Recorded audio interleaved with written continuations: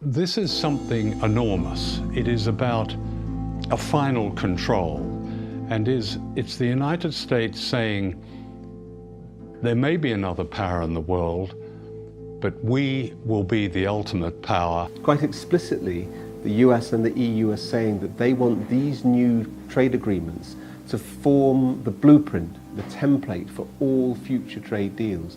And that means they're rewriting the rules of the global economy, and that means for everybody.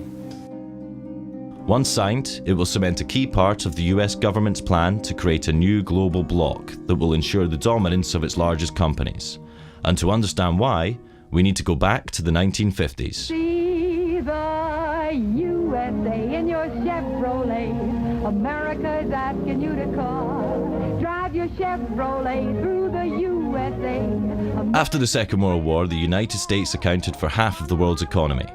Its influence was unmatched by any country, and it was able to write the early rules of international trade to its advantage. The World Trade Organization was created in this context, and the US dictated rules that favored American business.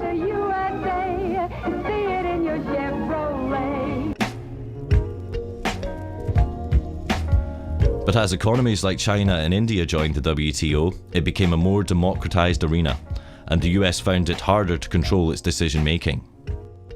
At the WTO, at its Doha rounds, India spoke up and Brazil spoke up, and the US lost control. I think it's no use beating around the bush. This meeting has collapsed. The US felt it needed a new strategy to maintain its global dominance. So in the classical American style, they went big.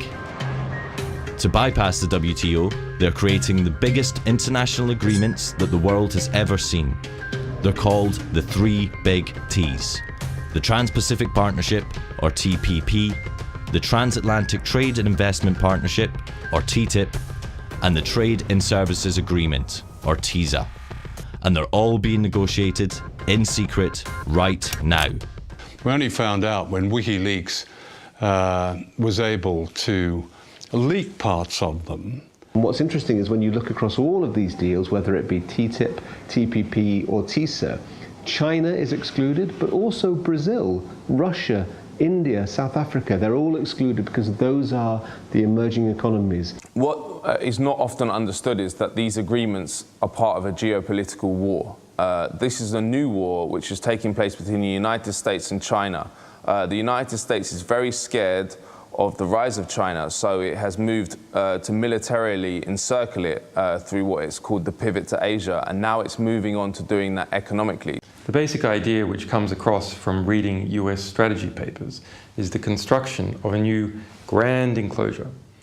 And to put inside this grand enclosure, the United States, 51 other countries, 1.6 billion people, and 2/3 of global GDP. To integrate Latin America away from Brazil and towards the United States, to integrate Southeast Asia away from China and towards the United States, and to integrate Western Europe, pulling it away from Eurasia as a whole and towards the Atlantic. Of the three big T's, WikiLeaks has revealed 4 chapters of the TPP, which affects 12 countries in the Americas and Southeast Asia. We also obtained and released the core text of TISA, which affects 52 countries, including the EU. But nearly all of TTIP is still secret. Nobody knows about what's being negotiated in our name. So you have these far-reaching deals which are going to completely change the face of our economies and our societies, and yet even elected parliamentarians know nothing about it. The world's biggest corporations don't have the same problem. They have been receiving VIP access from day one and have had abundant influence in the negotiations. People, the likes of you and I, are excluded. Governments, to a great extent, are excluded. Those who are included are the multinational corporations. These agreements are basically corporate ownership agreements. The funny thing about free trade agreements, as we understand them, is they often have nothing to do with trade in the sense of the mutual lowering of tariffs.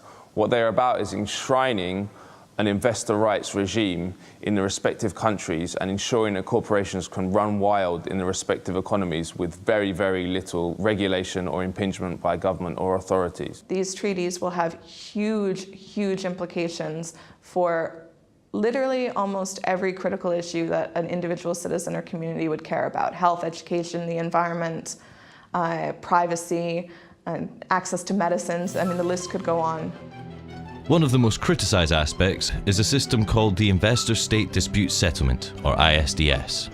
It's a secretive international tribunal that allows companies to sue states over virtually anything that they can claim affects their investment. If a protest affects their profits, they can sue. If laws affect their profits, they can sue. If new regulations might impact where or what they want to do with their money, they can sue. This is a new power which will be handed over to US corporations to sue the governments of Europe in a parallel judicial system which is available to them alone. So people have no access to it, domestic firms have no access to it, governments have no access to it. It's just there for foreign investors, in this case, US corporations. Based on ISDS history, critics argue that European state sovereignty and democracy are at serious risk. Previous lawsuits include Swedish company Vattenfall suing the German state for $3.7 billion for phasing out nuclear energy. British American Tobacco sued Australia for passing a law limiting cigarette advertising. The French company Veolia sued Egypt for raising the minimum wage.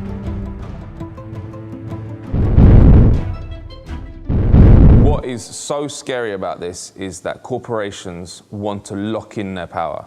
So they not only want increased power, but they want to make it impossible for sovereign governments to reverse the changes which are going to give them power. So for example, with TTIP, if it passes with ISDS in it, the privatization of the National Health Service, which is happening in the UK, can never be reversed. What is democratic about an enormous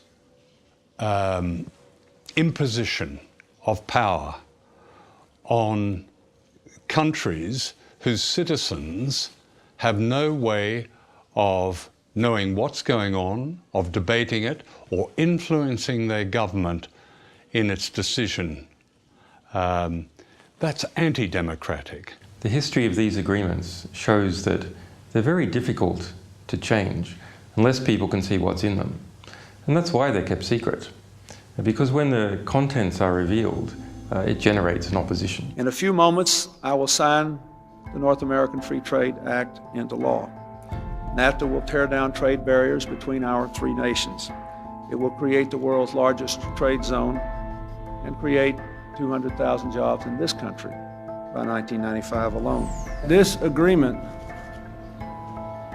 exchanges membership rights for China in the WTO for economic opportunities for America in China, for American businesses and American workers.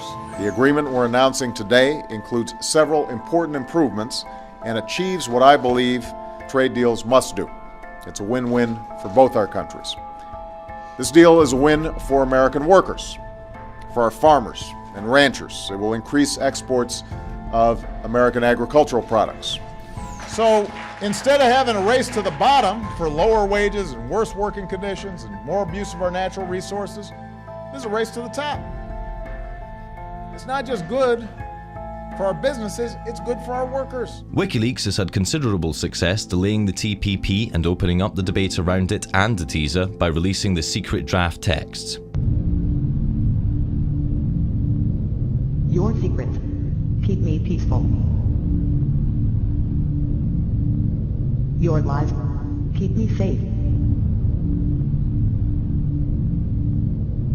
You are satisfied with my ignorance. And you are in control.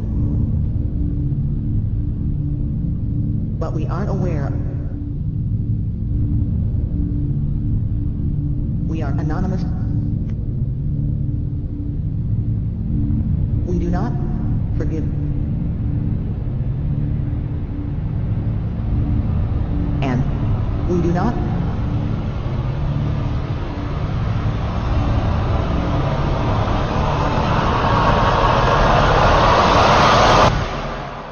forget.